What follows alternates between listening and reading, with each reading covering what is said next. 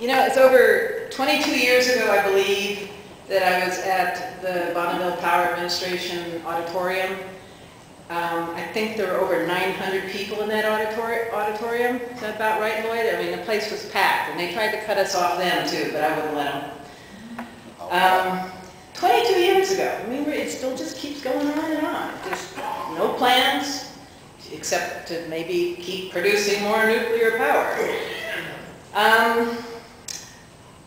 I also spent a few years watching Lloyd work very hard on shutting down Trojan nuclear power plant.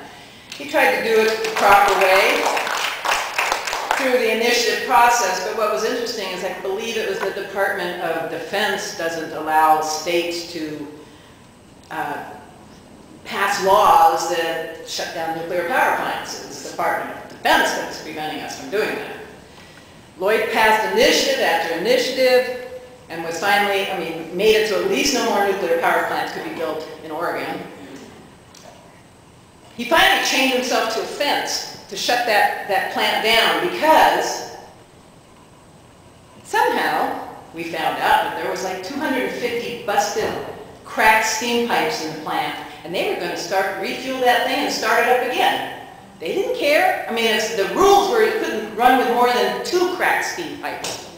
And this was the Department of Energy and the Department of Defense who were protecting us. They were going to pop it in there and start it up and keep it rolling.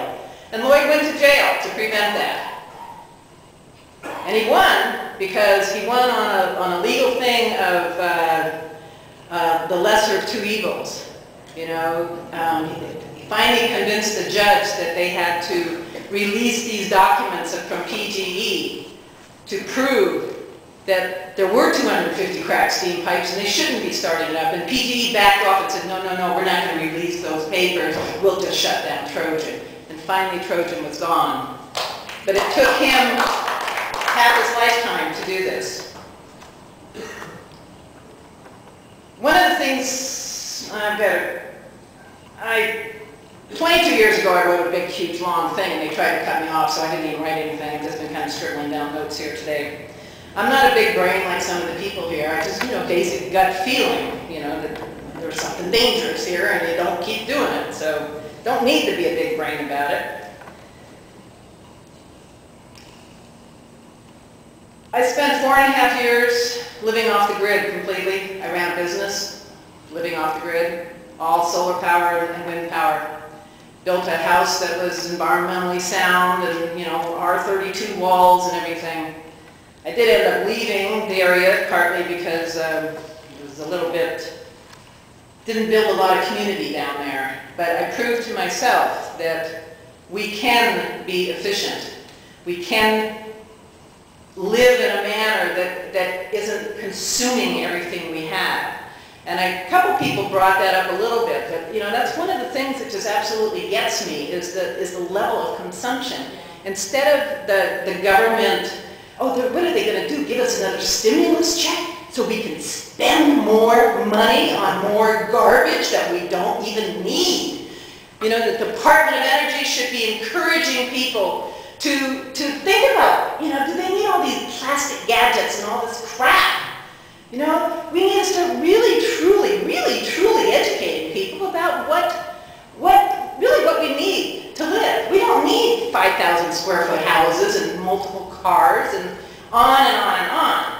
There should be some regulations be put into place that restrict people, that tax them to the kazoo if they want to have a house that's bigger than so many square foot per people.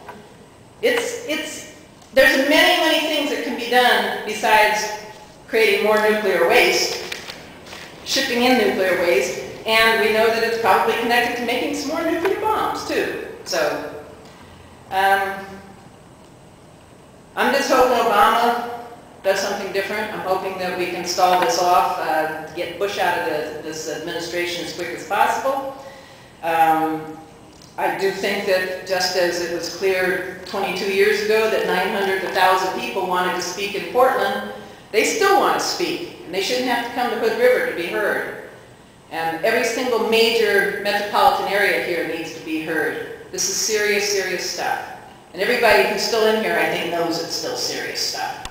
But I thank you all for sticking around long enough to listen to me. And now Dave Bird!